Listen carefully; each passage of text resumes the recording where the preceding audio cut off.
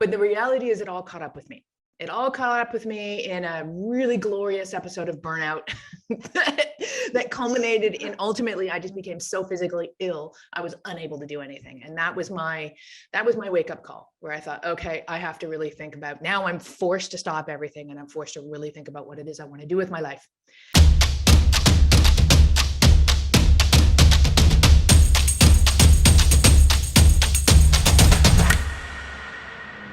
Hi guys, welcome to another episode of Chat with Nomads. Today we are going to talk about financially sustainable travel and also see how things have changed from a decade ago to today, from travel to remote work to online businesses. And for that, we have Nora from the Professional Hobo. Hi Nora, welcome to the show. Hi Rex, pleasure to be here. Yeah, thanks for taking time out to talk about this, because I think there's a lot of interesting topics that I want to get more into details with you about, because you obviously started traveling almost full-time in 2006, right? Or 2007. And that's like more than a decade ago. And back then the scene was totally different, right? So let's have you start by telling us more about yourself first. I think that would be interesting. Sure, absolutely. Thank you. Yes, I guess my story goes back to 2006, which we also refer to as the pioneer days of being a digital nomad and remote work and location independent. Those words didn't even exist. But what did exist inside me was a desire to sell everything I own ultimately, so I could travel the world long-term and in a culturally immersive way. I really wanted to have that open-ended adventure and not have anything to come back to or anything to tie me down. I had, among other things, a financial planning practice. So it was kind of a counterintuitive move for me to sell everything, because I'd spent the last 6 years building up this practice. I just reached this tipping point where finally, like, I built the foundation of the practice. It was doing really well. Technically, all I had to do was sit back, and for the next 3 decades until retirement, I could just like work less and less and earn more and more. And instead, I decided to sell everything. So it was obviously within me a really deep desire to get out there and do something, perhaps a little bit of craziness. Some people might suggest a little bit of stupidity, but here we are, 15 years later. I traveled full time for 12 years. And then in 2018, I did something that I never thought I would do, which was to return to my hometown and get a home base here in Toronto, Canada, from which I continue to travel for weeks to months at a time, several times a year. So it's great it's been a very interesting switch for me, of course, to be able to go from full-time travel to traveling with a base. And I think what I've been able to do over all of these years is experience travel as a remote worker and a remote entrepreneur in a variety of different ways, from traveling quickly to traveling very slowly. There are some countries that I had, bases in for many months, to actually, I think the longest base I had was a couple of years. But then also to know what it's like to have a home base in your hometown or country, and to use that as a base for exploration, because the pandemic now has just created millions and millions of remote jobs. And a lot of these people are now they're looking to take their gigs on the road, but they don't necessarily want to do what I did and travel full time, sell everything, but they would like to travel for a couple of months, maybe even a year or two. So I now can speak to the experience of what it's like financially as well as logistically to have a home base and travel long term, as well as what it's like to sell the farm and get out there full time.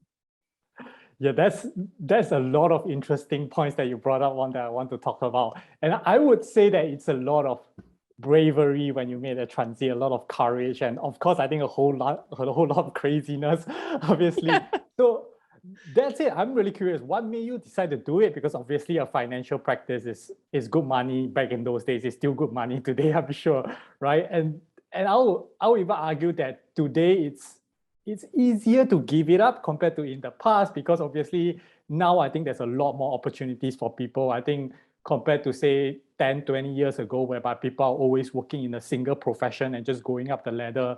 Now people can be changing jobs every like 2-3 years, right? And we are talking about experimenting with different occupations and stuff like that. So I do think that the transit in the past would be almost perceptively more risky. So what made you decide to choose that?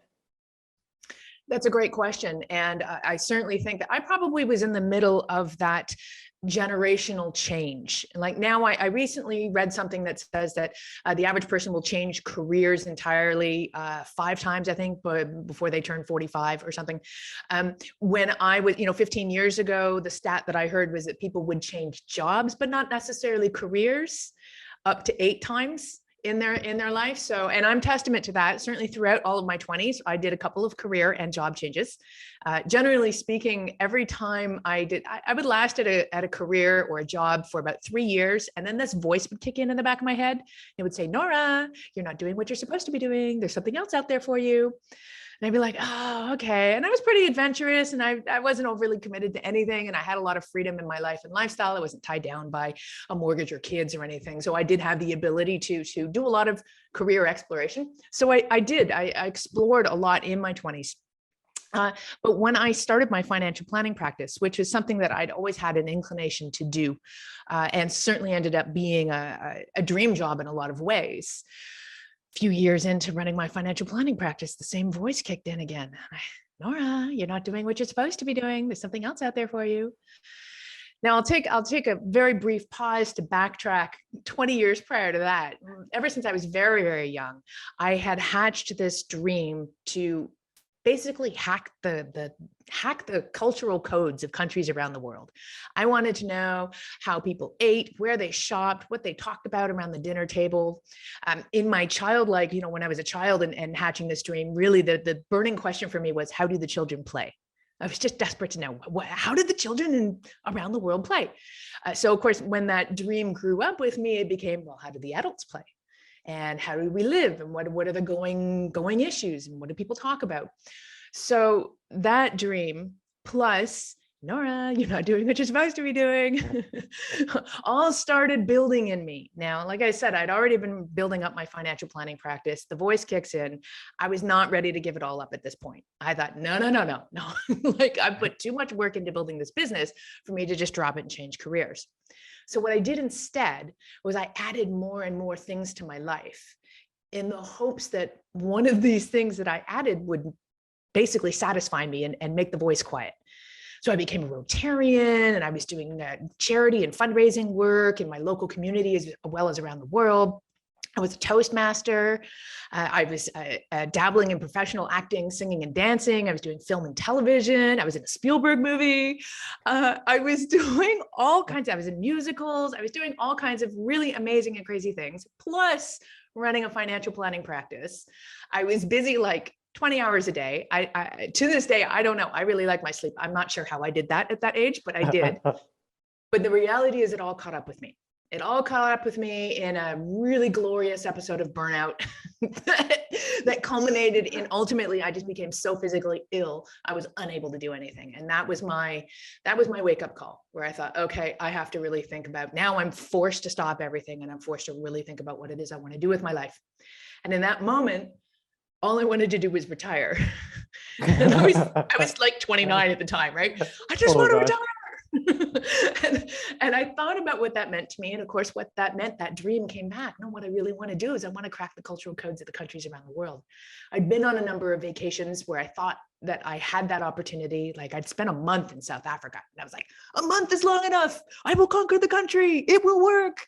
And I came home from South Africa with more questions and answers. And I realized a month wasn't long enough. And what I really wanted to do was I needed to go all in. And so ultimately I thought life is too short. I could not face putting another 30 years into, this job and the workforce traditionally waiting for a conventional retirement age, at which point I might actually be unwilling or unable to do all these things that I really wanted to do in terms of traveling around the world. And I just thought the opportunity cost was too large for me to ignore.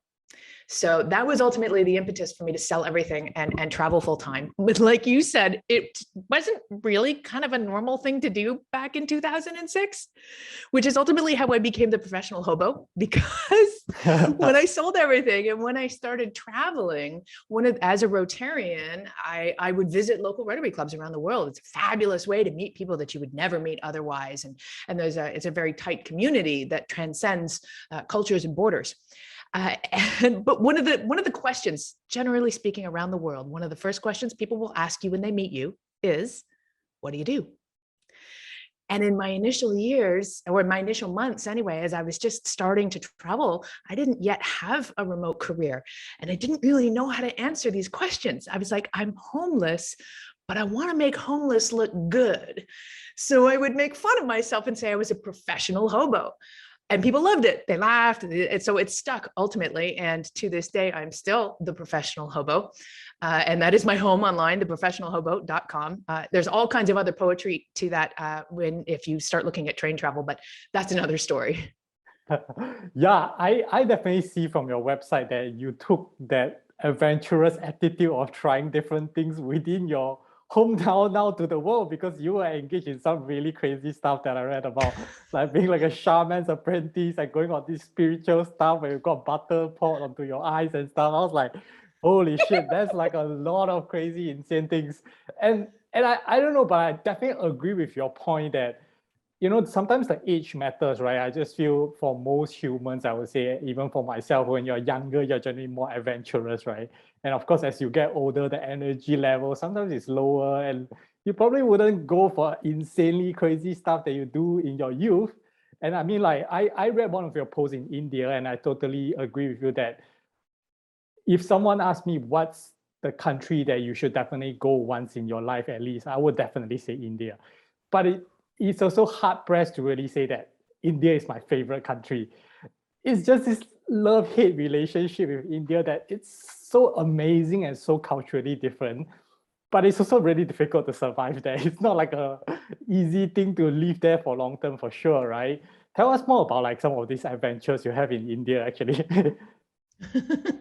Well, first of all, you say it very well in terms of, when people ask what your favorite country is, that it's never an easy answer because, my favorite destination and your favorite destination, or my experience of a destination and your experience of a destination, the same place, will be very different because it has Right. so much more to do with who you're with, what you're doing, and how you're feeling than it actually has anything to do with the place itself. Now, India takes that whole idea to like stratospheric levels, as was my experience. So because India I have a friend of mine who really, she's Canadian as well, but she has actually chosen to move. I mean, her entire business is about India and she now lives in India. I mean, she just loved it from day one. And there was something about it that called to her and spoke to her. Most people I speak to about India say they suggest that India shows you, like, it's like a reflection of where you're at a particular, within yourself at a particular, point in time. And where I was at when I was in India was not a good place. So my experience of India was challenging. Now, that said, I have to say my initial experiences of India were epic. I landed and I spent some time with this friend of mine in Jaipur. We had an amazing experience at this really ritzy hotel. And then I got on the Deccan Odyssey, which is one of the most luxurious trains in the world. And I'm a total nut for train travel. So this was like an epic experience. And I took that down to Mumbai. It was incredible. But even in the middle of this incredibly luxurious, once in a lifetime bucket list kind of experience, I was in trouble. And I knew I was getting migraines. I had, the migraines really were the tipping point where I knew something was not right. Because again, I tend to notice when I'm physically ill, maybe not so much when there's that little voice, right? Yeah. So, but there was a little voice back there saying that something was wrong. So then I took so I knew there was something wrong. So I took a month and I went to Rishikesh, where I participated in Panchakarma. Now, Panchakarma is an Ayurvedic form of therapy. Normally, it was born in the south of India. But I wanted to spend some time in Rishikesh, and I was able to find a Panchakarma center that I could live beside and go through these treatments with the hopes that I was going to be able to heal from whatever was ailing me.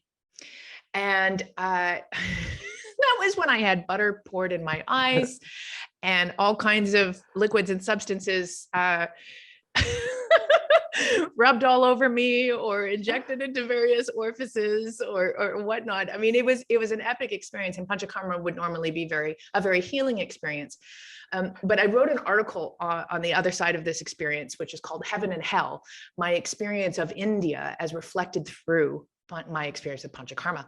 And it was just that. I mean, I had trouble embracing India. And the real reason for that was it didn't have anything to do with India or the people there or the noise or the dirt or all the things that tend to be very confronting for Western travelers. The ultimate reason was it was a reflection of where I was at, and where I was at the time, it was 2017, is I was burnt out. By that point, I'd already been traveling full time for almost 12 years. And I had lost the ground beneath me. I'd lost all sense of belonging, and I was wandering. I didn't even want to wander anymore. I think what I did want was the home base that I would actually get a year later.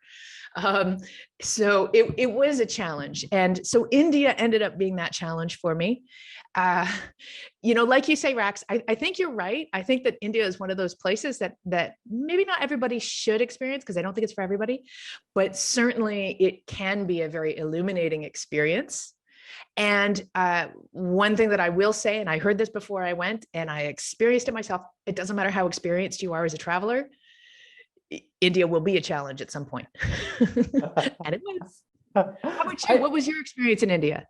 I actually love what you say about India could actually be a reflection to your emotions, right? Because I have been to India a few times, but the longest I spent there once that was my first time in India. In fact, I was there for 3 to 4 months.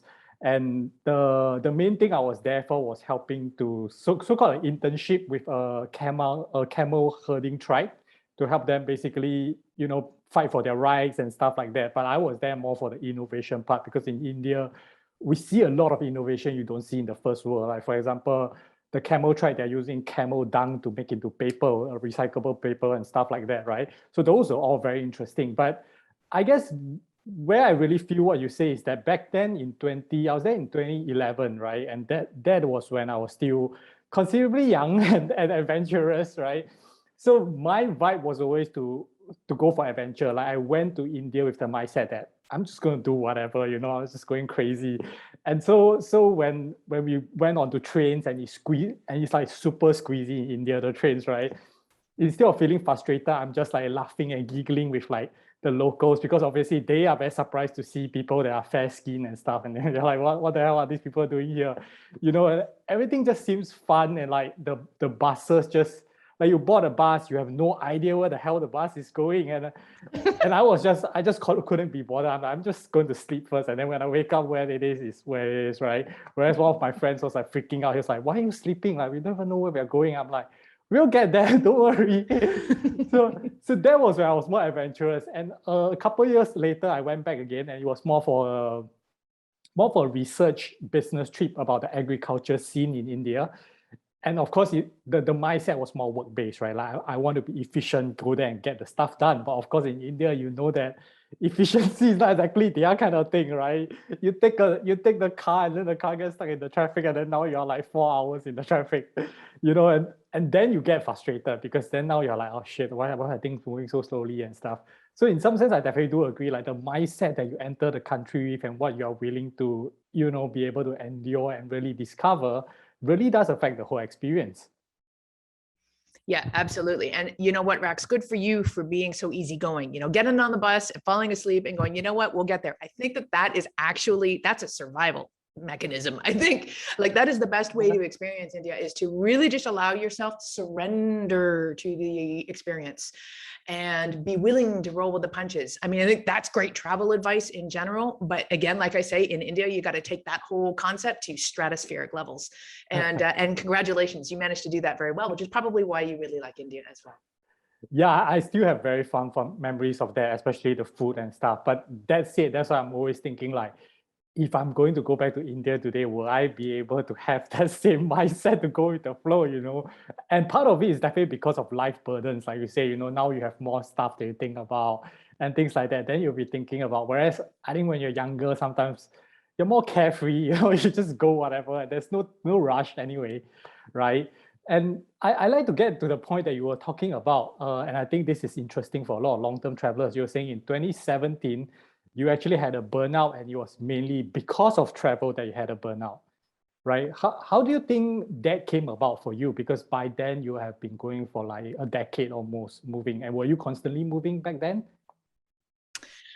My pace of travel changed dramatically over the years. But it's only just in the last few months that I think I cracked the code. I think I really gained a greater understanding of why I burnt out so badly and why ultimately I craved getting a home base in my home country. I think that was key because I had a variety of home bases living for periods of time around the world. But what I craved was a cultural connectivity and a context where I could be understood, I could be seen and heard. And because I was always the weird, I'd be cracking jokes that had to do with like pop culture from growing up. No one knows what I'm talking about. I can make a reference to Princess Bride. Not everyone's going to get that, right? So what happened was, I think I realized in retrospect, I mean, when I started traveling full time, people weren't doing it. There was really such a small group of people out there who were doing it, or there were no ways to connect with the people who were doing it, or very few ways. I mean, I had a travel blog, but it was a glorified travel journal because that's all travel blogs were at the time. They didn't exist as in the same way that they do now as businesses and things that could be monetized. So I knew just a few other people who were doing it, but I never connected with them. Well, now I realize, and even, I would say probably even going back as far as 2014 or so, there have been programs available to connect digital nomads and remote workers. And, one of the common misconceptions about digital nomads is that they're all travel content creators. That's not right. There are tons of people who have remote businesses or remote jobs, and they have for many years, up to 10 years, but I never met them because they weren't travel content creators. So my style of travel, because I started way back and because there were no ways to connect with people, I dove deep into local cultures and I lived very locally. I would be house sitting, or I'd be volunteering, or I would always be the odd man out. And that was cool. I liked that because, like I said, I wanted to crack the cultural code of countries around the world. And there was no better way to do that than to live in communities around the world where I was the only foreigner. And that was fabulous. But what that also meant was I was not only the foreigner, but also I had a way of life and a career that most people didn't understand. Most people didn't understand that I was not on vacation and that I had to work every day. So I was maybe not doing all the, discovery things and tourist activities that someone might do on the same schedule as other people. So I also found that I was constantly having to, it was kind of an uphill battle, right? When people don't understand you, your culture, your way of life, your career, and every place I went to, it was more of the same, more of, introducing myself to and my culture and my career. And it was, I lost that contextual baseline. I lost a sense of how I had grown and changed. I lost a sense, to some degree, I felt like I lost a sense of who I was.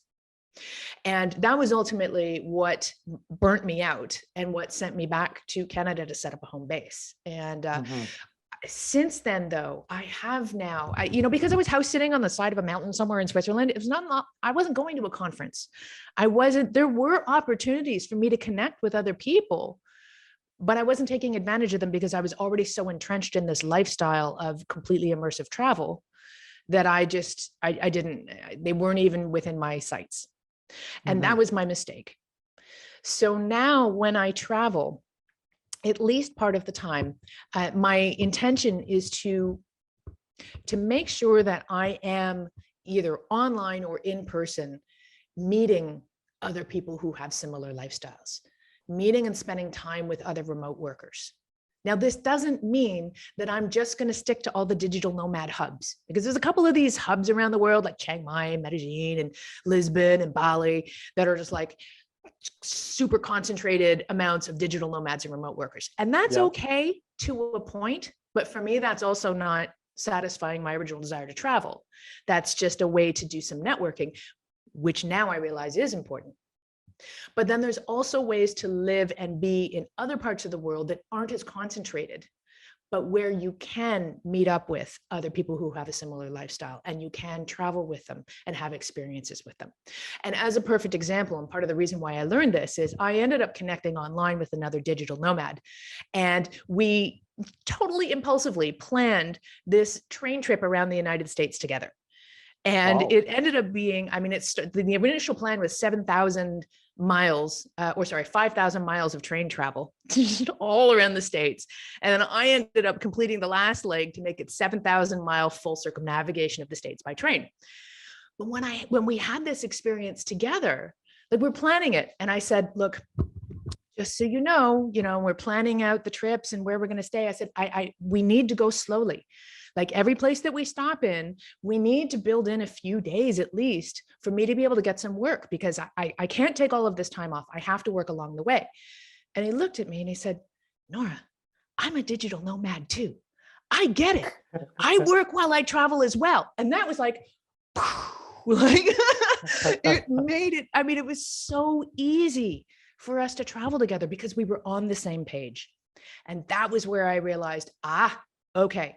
So if you want to travel as a digital nomad, as a remote worker, it is important to at least part of the time make some of those connections and to spend some time with the people who get you and who you understand that lifestyle. So very, very, very long answer to ultimately explain why I burnt out and then how my travel style is going to change at least a little bit in the future.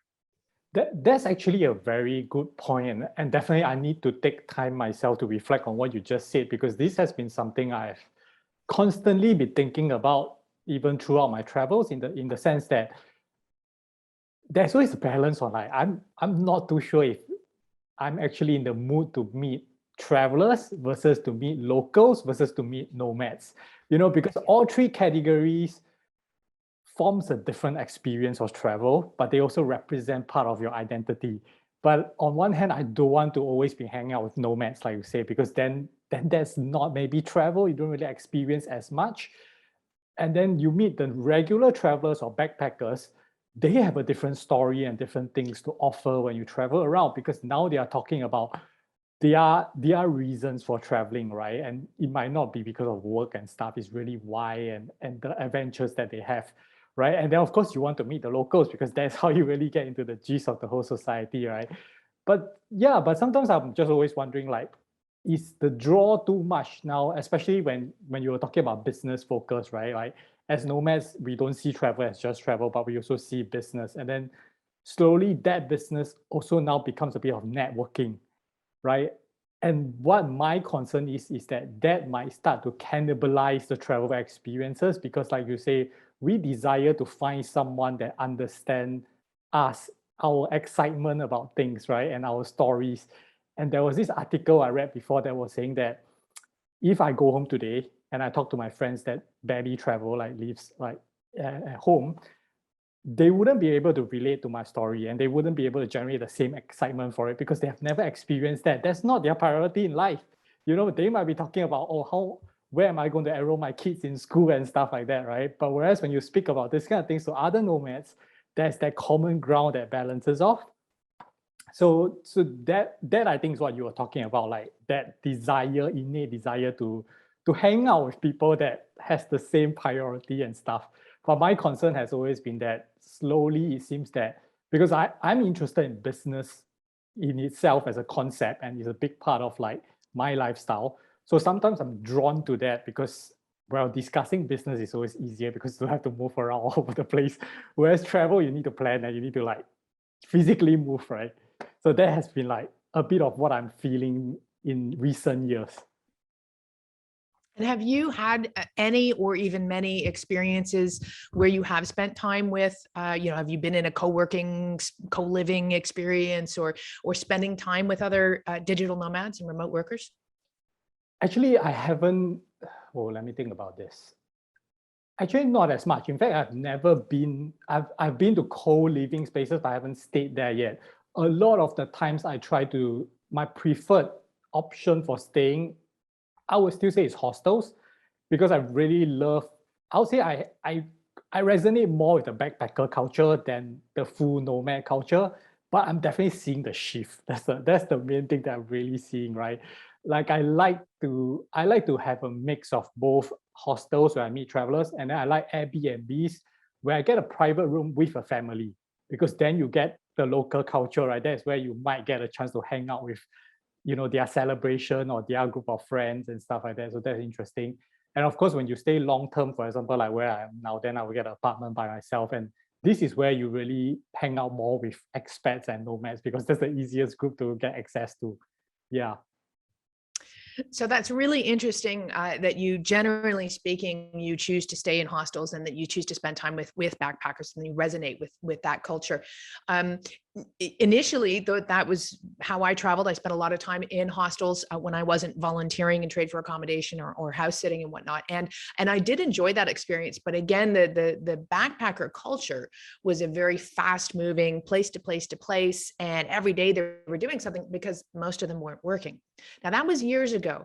There is a new trend now, and you could speak to this perhaps, where I believe a lot of hostels now are turning into hybrids, or they're catering to people who are remote workers with, they're setting up decent, ergonomically friendly workspaces for people, and they're making sure they have good internet connections. So now I believe that you can go to a hostel and have the best of both worlds, have your ability and your space to work and the possibility of meeting other people who have that lifestyle, as well as spending time with people who are backpackers as well. Have you experienced that yet? Yes, actually, I don't know if you have heard about Selena, but Selena is probably one of the most obvious concept that is growing in this space, right? Like they are almost like they are obviously part hostel, and depending on the location you go, some of them have like private rooms or even long-term accommodations. And they have been pretty clear that one of their groups that they want to target is basically the remote working population, right? And I do think that, well, of course, the management in a particular location or branch matters, but I just think that in general, Selenas are good places to hang out, because you do still get a mix of both crowds of backpackers and one thing about backpackers is also that I realize as I get older, there's a generation gap between hanging out with people who are just 10 plus or below 20. You know what I mean? Like there's just no connection there, or it's just harder to connect, right?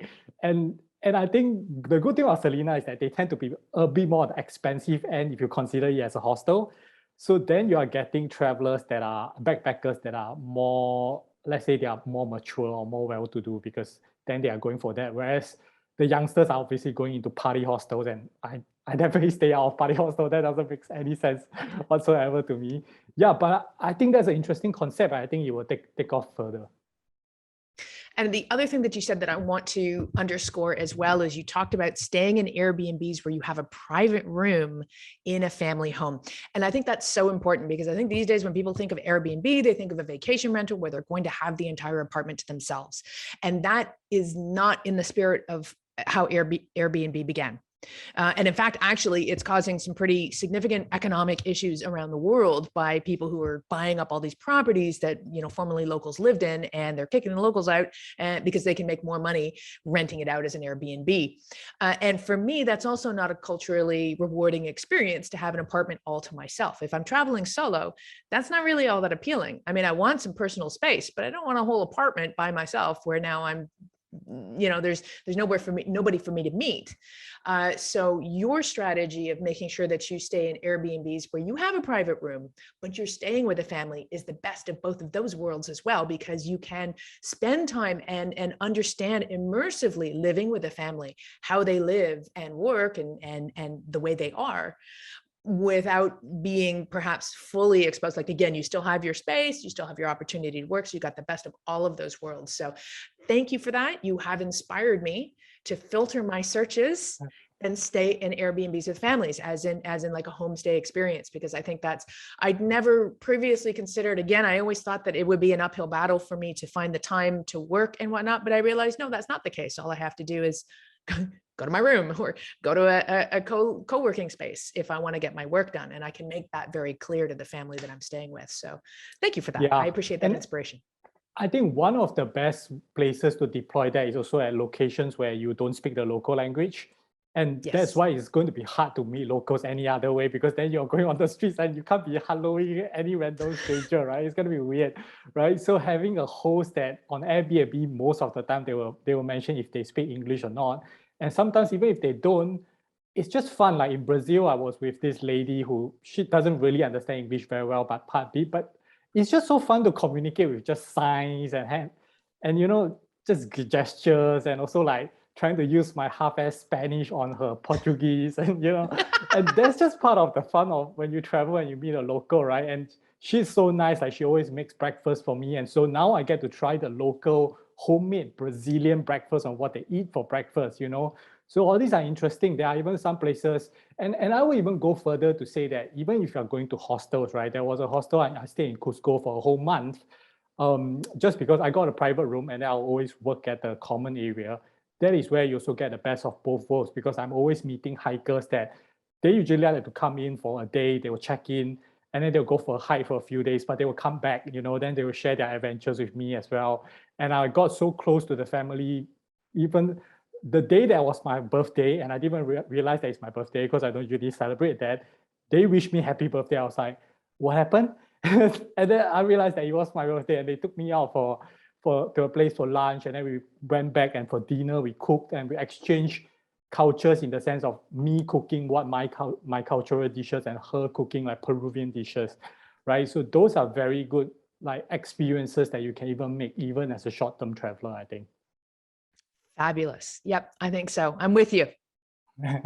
Right. So this whole talk about travel is really interesting. I think we can go on forever, but I definitely want to talk about the finances part of it, as well as the business of like building a blog and the whole idea behind finances of long-term travel, right? So back to when you left your practice and you sold it, did you have a plan on it? Like, what was your mindset? Was it to be like, I'll go for a year and I'll come back, or were you already financially free because you already did enough stuff at the start? What was the mindset behind that? So financially, I was lucky in that from the day that I started working in my late adolescence, right up until I sold my financial planning practice, I did save and invest my money for the future, for retirement. So I saved, invested quite a large percentage of my income, and that really, without realizing what I was doing, I actually had managed to basically set up my financial future. So the glory of compound growth is that the earlier in life you invest your money, the more it's going to be worth when you need it later down the road. The more years that money has to grow, it literally doubles and then doubles again and then doubles again. So I knew that all the money that I had saved and invested prior to the age of 30 would double at least 3 to 5 times, which meant that ultimately I knew that my financial future, as in my retirement, was going to be okay. I also, in selling my financial practice, received a stream of income, not a whole lot of money, but it was just enough to live on for a year and a half. So I knew that I didn't have to immediately make any money. Mm-hmm.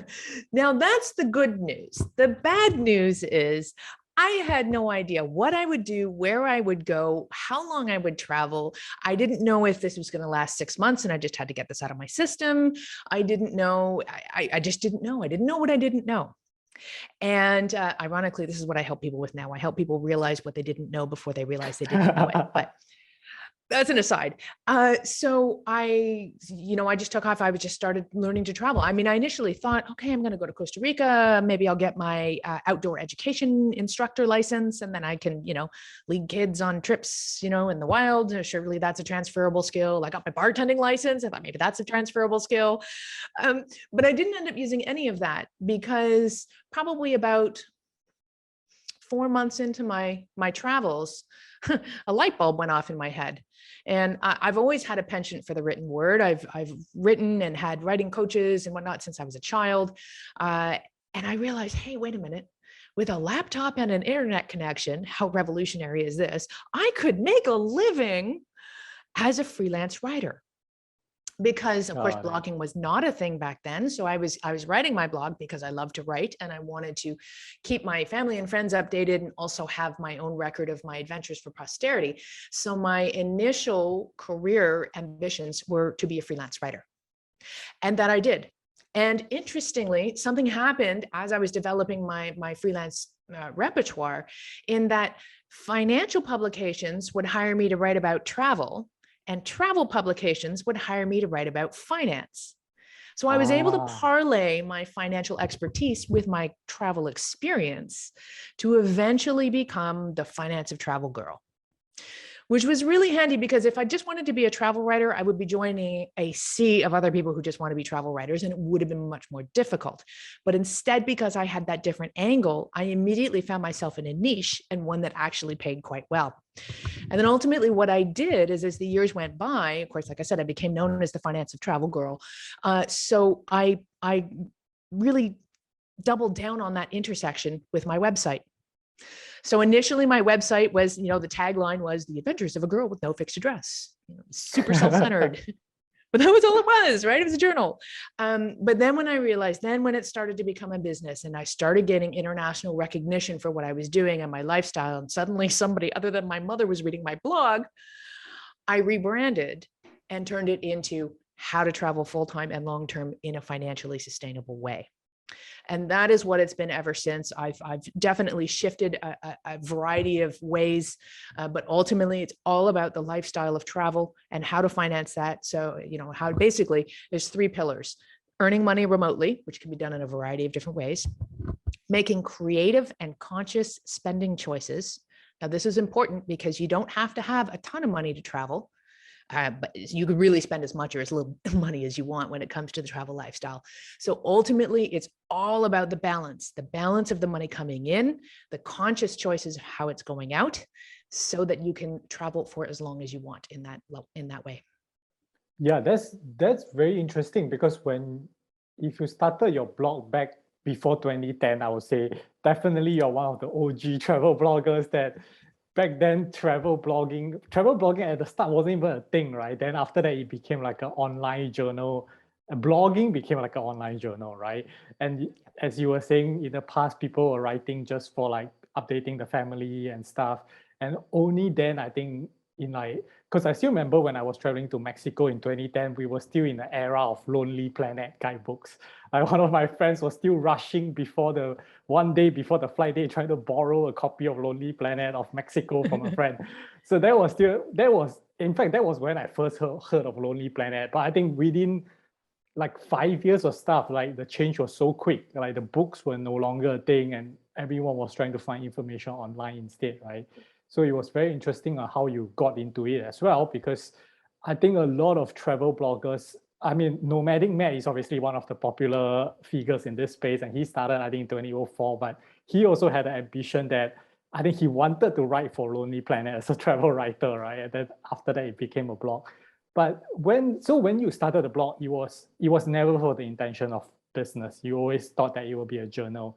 And how long did it take for you to have that mindset change that, hey, this could actually be a business? Was it 1 year, 2 years, or was it like really quick within a year? Well, some might argue that I still haven't made the transition, but what happened was I accidentally started an international NGO when I was in Asia in 2008. That's a whole story into More itself. crazy stuff. No, I got stories. That's all I have to say. But what that meant was I actually was using my blog as a place to collect donations for this natural disaster that I was trying to help with. I had the platform of, I'm here on the ground, I'm able to help. 100% of the money that you donate will go to the cause at hand. And I gained international recognition for this fundraising effort because it was a very bizarre circumstance. And so now that was the tipping point where somebody other than mom was reading my blog.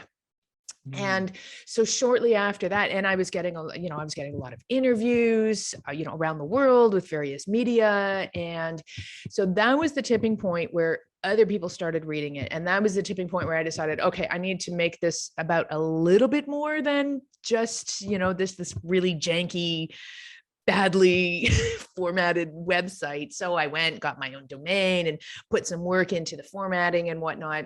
Still not sure I was making much in the way of money. I think it was around that time, actually, I met someone who helped people make money with Google AdSense and stuff, because that was the big thing at the time. And Yep. I said to him, oh, what do I do? How do I make money with my blog? And he said, work on your audience first.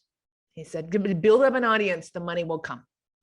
And he wasn't wrong, because that's exactly what happened. Now, I was very lucky because I'm one of the original travel bloggers, right? So in that time, the space was very not overpopulated. Like, I was one of a few people who had this lifestyle. So if someone was looking to write about somebody like me, I was one of like 3 people they had to choose from. So I got a lot of recognition. I got a lot of valuable backlinks before I knew what a valuable backlink was.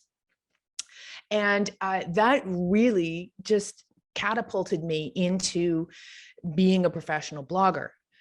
Now, let's get it right. I still didn't know what I was doing. It was still just a passion project. And to be perfectly honest, somewhere around 2014, now there was a science to it. Maybe 2013. Now people were taking it seriously. Now there were a lot of people flooding into the space, and these people were treating their blogs as a business. And that, SEO was a thing. And I didn't like it. I'm not the sort of person who wants to dig into analytics and find the keyword that I should be writing about so I can get more traffic. That was completely in the face of why I started my blog to begin with. And I railed against it to my own detriment, because it was around that time that I landed in Peru. And as you alluded to, I ended up apprenticing with a shaman for a couple of years. And I put my blog on the back burner. And in fact, actually, there was a time when I thought that I had a new direction in life, and the blog I was going to sell the site. That didn't happen. And then somewhere around 2017, I came back to this website, which I'd just been keeping it warm, but not, working on it hardcore. So now it's a seriously populated business. Like in 2017, there was a science to starting and growing a blog. And I was not interested in this science, but I realized I had to get interested. I realized that there was a huge opportunity cost by my not adopting that earlier on. And I had, I took stock of where I was at in 2017, and I should have been making 5 times as much money and getting 5 times as much traffic as I was. So I thought, oh, all right, well, I guess now it's time for me to take it seriously. So I did, and I hired the right people to help me and turn things around. But it took me a good 3 years to really get it up to a point where it was where it should be. So now this has us around late 2019, early 2020. I'd been approached by a very, very large conglomerate that wanted to buy my website. And I'd started going into this with them, and I thought about it, and I thought, oh, my website is doing better than it's ever done. I thought, you know what? I just want to take 2020, and I want to sit back, and I want to make the money. I want to rest on my laurels for a little bit. I've been working so hard getting my website up to where it's at. I'm gonna chill. I'm gonna enjoy the fruits of my labor. We all know what happened in 2020. So everything tanked immediately. Like I lost half my traffic in March. I lost another half of my traffic in May with a Google algorithm update. And I've spent the last couple of years recovering, shall we say. But I'm certainly in it now. It is a business. I am embracing it as such. And really one of the things that I'm learning to do, and it's still very much a process for me, is I'm learning to recognize my strengths and outsource my weaknesses. Mm-hmm. And to be willing to reinvest and to be willing to, if I'm not going to slide into obsolescence, I have to level up. So that's what I'm doing right now. Yeah, I didn't know that story, as in I didn't know that you actually left the blog obsolete, kind of like left it there for a while before coming back to it. But I definitely see getting in early definitely did pay off, because obviously you have the links and stuff on that area, and today blogging is just almost a whole different game, right? Because everyone can do it, and you really need to be able to not just have the technical side, which you're talking about, SEO and stuff, but you also need to have your own personality in it that attracts a group of people that follows you, right? So that's like a whole different thing. So so I assume obviously you didn't sell the website in 2019, right? Do you regret it? No. I do and I don't, because I knew that I was come early 2020. I knew that I was ready for a switch. I was ready for a transition, but I didn't know what that would look like. At the time, I had my sights set on writing a memoir as well as developing a speaking career. I'd already spoken at a number of conferences on a number of stages. I think I was ready to level up in that sense. And I didn't know yet whether or not my existing online foundation of my website would help me do that. So I wanted to keep it until I knew whether or not this was going to be instrumental in the next stage of my career. Mm-hmm. So do I regret it? Well, I try not to have any regrets, because ultimately everything we do leads us to where we are now. But I will say one more thing about the business of blogging. It is a constantly changing thing. It's always changing. And as an example, I think that where we are at this point in time, a website unto itself is no longer a viable business model as it once was. It used to be that you could build a website, you could get traffic to it, you could monetize that traffic through things like display ads and affiliate sales, and you could make money. And that's exactly how I was making money in early 2020.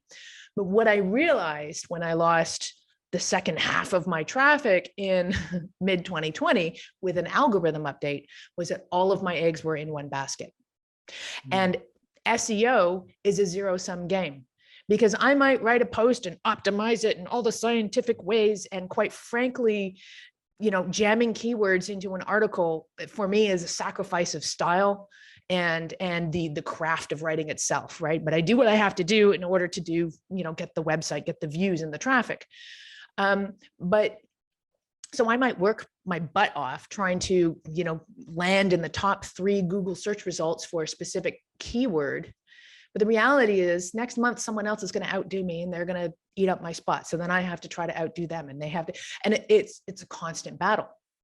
That's not to say that it is impossible to make money with a website alone, but I think the industry has changed. And I think most bloggers would agree that it's part of a suite. Right? Having a blog as part of a suite of streams of income, products and services, so there's a lot of different ways now to diversify and to pivot and to reach different audiences, so that one Google algorithm change doesn't decimate the entire business. So that's certainly what I have been doing in the last year and change. The other thing too, from a business standpoint, that has been really exciting for me is I've been writing all this time about traveling long-term and making it financially sustainable and working remotely. And now the pandemic has really, there's this huge new audience of people, millions and millions of people who work remotely. And of that, a portion of those people will continue to work remotely on the other side of the pandemic. And a portion of those people will want to take their gigs on the road. And I'm here to help them. So like I said earlier, I help people realize what they don't know before they realize they didn't know what they don't know. And that is, there's a lot that goes into lifestyle design. There's a lot of things logistically, financially, professionally, and really also just in terms of the travels. How do you get your mail? How do you arrange your banking? What kind of phone plan do you have? How do you pay expenses on the road? What's the right work-life balance? How do you stay safe? Like, there's so many things to think about. And listen, don't do what I did. I tried to figure it out all myself. You don't have to do that anymore. There's a lot of, I have over 800 articles on my website helping people embrace this lifestyle. I don't wish that on anybody. That's a lot of articles to go through. So my job now is to help people specifically by answering their questions in a variety of different ways. I have a YouTube show now. I'm opening a podcast soon, and I do personal consulting services as well. So again, the website has been the centerpiece, but now I have all the other ways of being able to genuinely help people who need my expertise and my services. Yeah, that's super interesting, because that's also what I've been seeing. In fact, I would even say that having a website now or in future might even be an advantage if you have a blog, because I think if you look at the influencer space, for example, right, a lot of people are going through social media in particular because it's so kind of the easier way, because it's just pure photos or something like that, right? It's a instant thing. The whole problem about blogging is that it takes a lot of effort, because you need to write. And then if you need to consider the SEO of writing and stuff. So going forward, definitely, I see a bigger trend towards social media versus blogging. But that also means that if you have a content site, now that becomes an advantage because others might not have it, right? And of course, we all know the best thing about websites is that it belongs to you. Whereas if you're on social media, it's never yours, right? And Yeah. I think a And lot of people in this space that are successful now are going to get hit by that when things fall, you know? it's the same thing from a business perspective. It's exactly the same problem. If you put all your eggs into the Instagram basket at some stage of the game, or the Facebook basket, or the Pinterest, whatever it is, at some stage of the game, they will, and they have lately been doing a lot, changing their algorithms. Your reach will plummet, and so too will your entire business. And you don't even own the content. You don't have anybody's emails. You don't, there's no recourse when your account, and in some cases, your account could just get deleted. And that's that. So all that effort that you've put into social media, if that's all you're doing, at some stage of the game, you're going to get slapped with it. So I think that social media is definitely important for brand awareness, and it can be a great opportunity for various campaigns that will pay and can pay very well. But it is simply one of many eggs that should go into the basket of online business. Yeah, for sure. Because we were also talking about just now that blogs used to be a sustainable model by itself, but gradually there is definitely. I think this is a really interesting space to look at when you look at the different travel bloggers that came in the different eras. Like for example, you and Matt, the OG era, and then you look at the blog was obviously the core, and what are these people doing now to try and spread it out in different things? And I think there are two segments that are definitely happening. One is community. That means you are trying to really strengthen the community that you have built, but outside of the blog. So for example, Matt does like some events and stuff, right? Then of course there's the other side that you're talking about, which is services. That means like helping with consulting or coaching to be able to help them in different areas, right? And then you look at the blogs that succeeded in between the 2010 to 2015 era, I would say blogs were still like the core, but the way that they scale is starting to be a bit more different. Like maybe they start to scale off travel writing services, or they scale off visa services, I would say. And if you look at the newer generation blogs, even like for myself, I definitely belong to the almost the ones that just came up. There's the idea that the blog, it might not be the core. Like this blog is just another piece of the whole content strategy that happens, and it's just a separate piece of content, So as we see the years go by and how the business dynamic change on the online space and everything, we look at how the strategies change. I think that's super interesting. Yeah, absolutely. And I think this is business in general. I mean, certainly as a new industry, relatively new industry, as in, I don't know, the internet. I think I'm dating myself by saying the internet is new, but again, it's always growing and changing. And I think the business world is always growing and changing. I think the pandemic is a perfect example of how the adapt or die really is the way. So, when the pandemic hit and everyone was staying home, the businesses that survived are the ones that figured out how to operate remotely. And I think that that's a really in-your-face example of that. But I think even in the years leading up to that, businesses that weren't embracing the online tools that were available, I think we're in the process of sliding slowly into obscurity. The pandemic just made that happen a whole lot faster. Or, like I said, they adapted or they didn't. Yeah.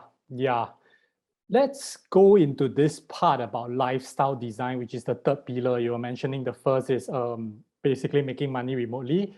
Secondly is creatively and more frugally trying to spend your money so you stretch the dollar. And of course, now we talk about lifestyle design, which is what you also provide for clients these days to help them look into like relocation or like how to travel sustainably in the long run, right? I'm just curious, do you focus on a particular segment? Because I do see different trends like you were saying. I agree with you. Right at the start, you mentioned this and I immediately like latched on it because I also believe the same thing. I think in the digital nomad space, there's a bit of like self confirmation bias, because when you are with a group of digital nomads, you reinforce the concept that this is the future, right? Because everyone is doing this lifestyle. But I definitely don't think that this is like the main future, because I think yes, the community will grow, but most people will never go like, let's uproot my life and go somewhere else and travel 4 or 5 years. No. But what will really very happen a lot is that we always see in the corporate world that there's this practice of like, okay, now at the start of every year, I look at what are the public holidays. I'll look at what are my leave days, and then I'll try and match my leave days to the public holidays to have a long vacation, right? And I think remote work will actually make that happen even further. That means I will take my work on the road, and I might try and go for like maybe a month of vacation. But the mindset is totally different. There's no thinking of like, I'm going to uproot my life or anything. I'm just going on a vacation. I'm coming back, right? So you have that group. But on the other hand, you have so-called the nomads. If you see, I think a lot of nomads have been on the road 5 to 6 years now. They are this group, they are starting to build home bases in different places. So the concept of nomads has gone from like homeless to like multiple home bases as global citizens, right? And of course, this group is less, they are looking at different stuff. They are looking at, okay, how do I offshore my companies? Where do I set up bases on? How do I get investment property or residencies in different places? So from your point of view, are you looking at a specific group or are you looking at like the wider net of things? It's such a good question. And I will qualify what you initially said. You were talking about how, with the pillars of financially sustainable travel being, of course, taking a look at the money that's coming in and creative and consciously spending the money that you have.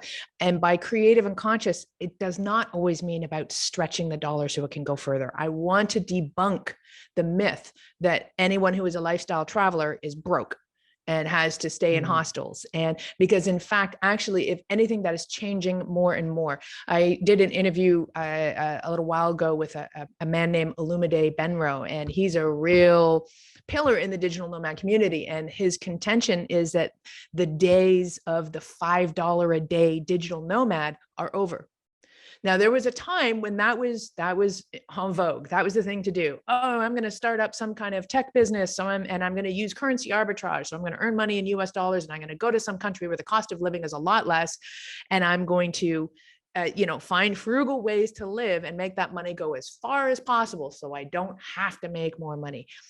That's not what's happening anymore. So the trend now in the digital nomad community is much more like what you're saying, talking about having multiple bases, investing, creating offshore companies. I mean, there's a lot of money now being made by remote workers around the world, remote entrepreneurs, remote business owners.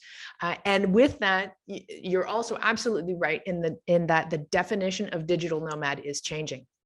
It's been difficult for me because as a purist, the whole like the real literal definition of a digital nomad is you are nomadic, you have no home. And now that's not the case. So now I have this home base in Toronto, but I would still be considered a digital nomad. Whereas when I got the home base, I hung up that moniker. I was like, I'm not a digital nomad anymore, but apparently I still am, according to the rest of the world. So cool. I'll take it. So there's a lot of, and you've pointed this out now, there's a lot of different demographics. There's a lot of different markets. And like you say, you have that confirmation bias. If all you do is hang out with digital nomads and you'd be like, oh my God, everyone's a digital nomad and everyone's a global citizen. And people do tend to get a little bit, maybe perceptions are a little bit affected. And there are, like you say, it's just a confirmation bias. But the largest market, I think it is, as you said, the people who want to travel, but they want to keep their home base. So they want to try, and my understanding through some research that has been done is that the sweet spot is 1 to 3 months. These are people who have remote jobs or remote careers. They don't want to give up everything they have, but they want to dip their toes in the water of long-term travel. And the first trip is generally 1 to 3 months. And they may be bringing their families with them or going on their own. It all depends on what your personal situation is. But that's the sweet spot. Now, from there, perhaps after a few months on the road, people might go, oh yeah, this is actually pretty cool. You know what? Let's do it again. But now let's do it for like a year. And we'll rent out our place at home, right? So that'll take care of itself. The mortgage will be paid, and we'll get a digital nomad visa, and we'll ship the family off to Bermuda for a year. And then maybe that will actually go into full lifestyle. Maybe after that, they'll be like, I don't want to go home. Let's sell the place and keep going. Who knows? What I do know is I think we're on the leading edge of a wave. And I think that the digital nomad lifestyle, such as it is on the precipice of something new. I mean, I thought that was the case like 10 years ago, but apparently now the wave is really cresting. Like the pandemic made this happen. So now, and the whole country, the whole world is catching up with this idea. I mean, just look at the sheer proliferance of digital nomad visas and remote working visas. I mean, there's about 30 countries now that are just enticing. Please come to our country for 6 months or a year, live and work here. We're going to make it as easy as possible for you. So this is it. This is the trend, and it is happening now. So where this is going to go specifically, your guess is as good as mine. But I do know that it is going places, and I'm really excited to see where this industry goes. The term global citizen, I did not hear that before last year. Now I hear it every day. Everyone's talking about being a global citizen, and that's exciting. You know, there's also a lot more recognition being paid to things like wage equities and passport privilege. And because if everyone can work remotely, then suddenly anybody can travel. But then that brings in the question, how strong is your passport? Where can you go with that passport? What is that kind of privilege? So now there is a movement afoot that really excites me to try to level that playing field and to make the opportunities more equal for people. I did another interview recently with Hannah Dixon, who is, she trains virtual assistants. Again, she's a huge pillar in the digital nomad community. She's trained over 14,000 virtual assistants all over the world, but she's a huge proponent of wage equity. Don't pay someone in the Philippines just enough money for them to keep feeding themselves, but never to get ahead in life. The same job, if you hired someone in a Western country, you would pay 10 times as much money, right? Yep. That's not equitable, and that's not fair. There should be a middle line. There should be an opportunity to help people who are in those situations.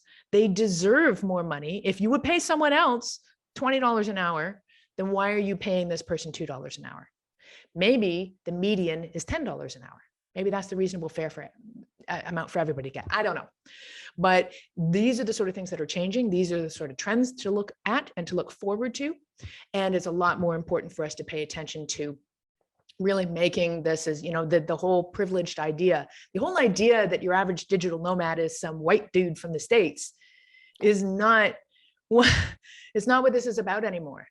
And so I do want to see more cultural exchange happening even within the digital nomad community. And I think that that's something that's already started to happen. Yeah, I definitely share the same excitement that you have about the future. In fact, I would think, like you say, the next 5 to 10 years will probably see a lot of different changes, because now when we talk about things like digital nomad visas, that means governments are now jumping on board. So now this thing is really international scale and more of an official scale.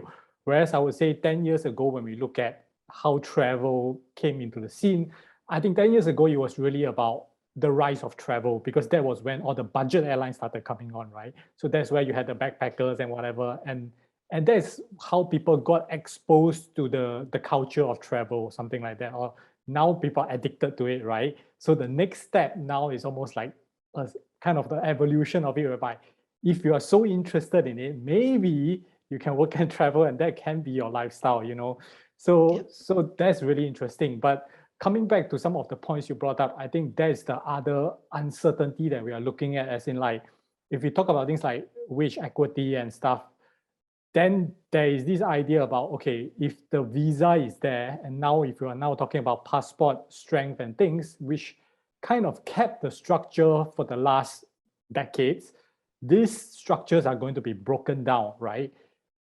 Now what? Like, what's the new structures that's going to come into place to take it? Because whenever structures are broken down, obviously there's going to be a bit of chaos happening all over the place, right? And it might even cause, for example, businesses to change, because, like, if you say, there are obviously a lot of businesses taking advantage of, like, third world developing countries' labor at a lower price, right? But if that mindset changes, right, then how do all this business economics work then? What about people who are not really interested in traveling? Like, they were happy with their lifestyle, right? And now if you break the bow somehow for the greater good, let's say in the long run, what happens in the short run, right? So I think these are different areas that are really interesting because I think it could actually lead to a chain effect rather than just saying that this is actually just within this community. I do think that this has a potential to have a like wide and global impact on different markets. Yeah, absolutely. And I think that whenever there is growth, there will be, like you say, a little bit of chaos and growing pains. That's a word, that's a term that exists for a reason. And I think right now, the growing pains that we're experiencing as a result of the pandemic are technological, but from a personal perspective, in that there is a problem with device addiction now. And there's a problem with social, I mean, because we were all locked down and reliant 100% on technology and our devices, I think probably we took, I think we were headed this way anyway, but it was a slow process. And suddenly the pandemic just accelerated that. And now we've been confronted with, this is a serious issue now. And this is something that we're going to have to work our way through. So now we're in that chaotic phase regarding technology, regarding our too much reliance on technology. And how is that shaping and rewiring our brains? I mean, we're literally outsourcing our short-term memories to our devices. How many of your friends and family's phone numbers do you know by heart right now? I'm willing to bet that it's not anywhere near as much as 10 or 15 years ago. Right. I used to know, like when I was running my financial planning practice, I was really good with numbers, like kind of in a creepy way.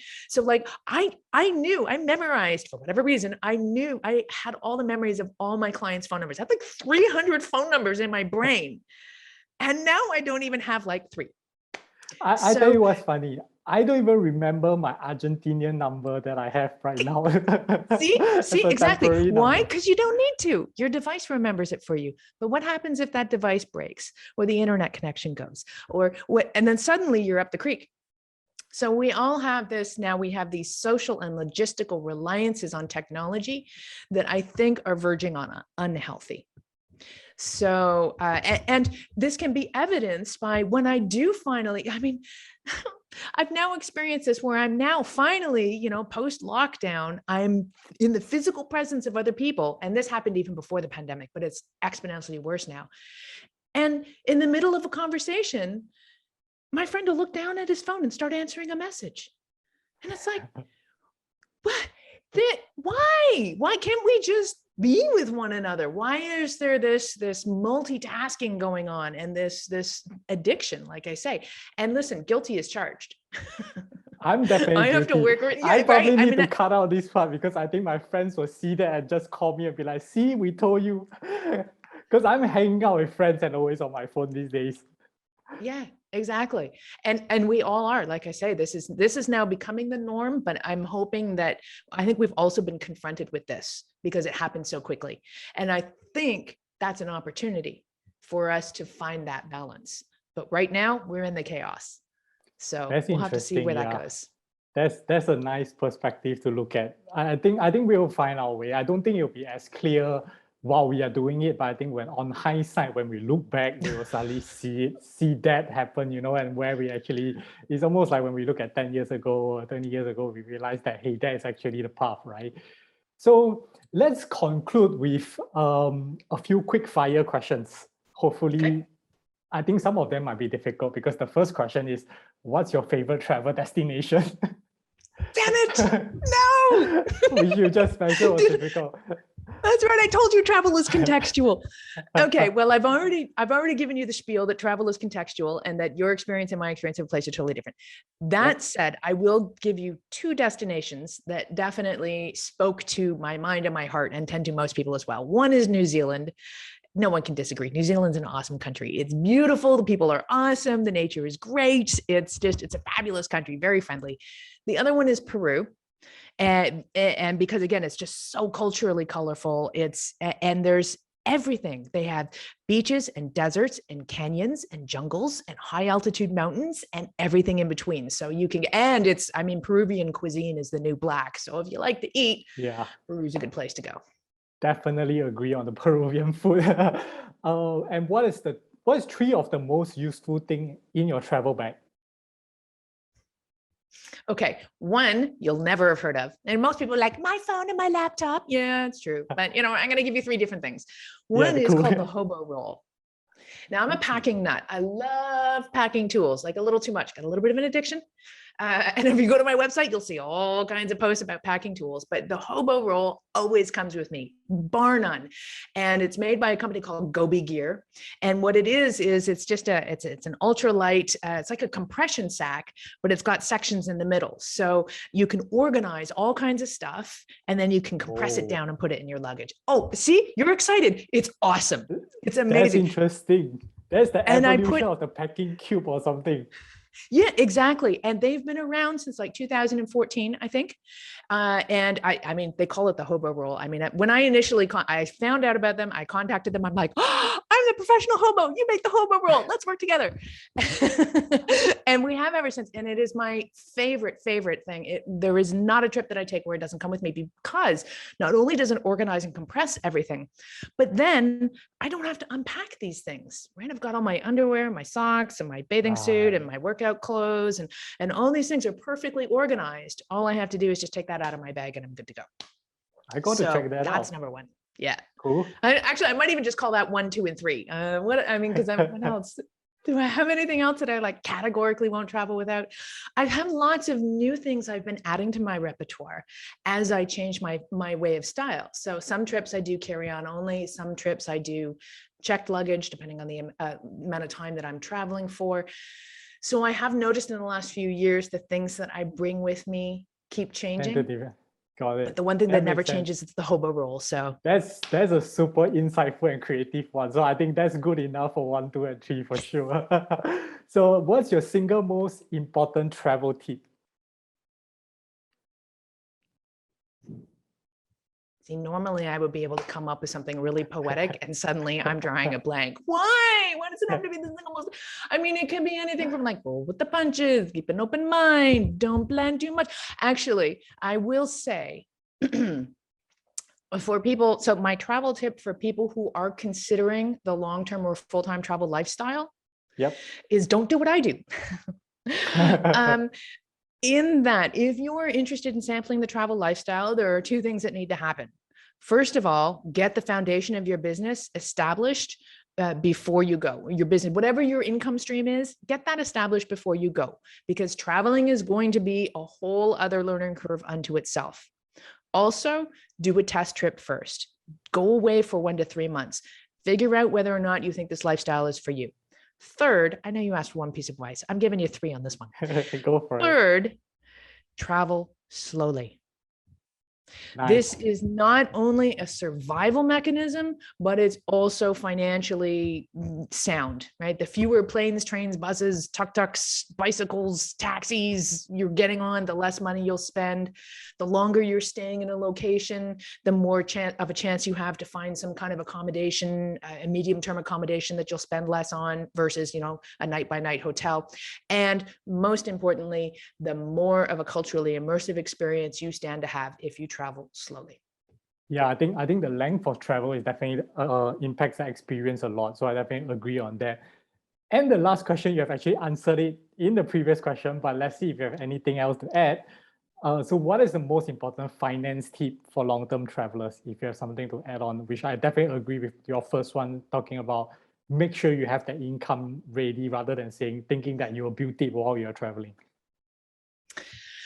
And I'll share an interesting financial tip. I mean, like I say, creative, conscious spending choices, super important.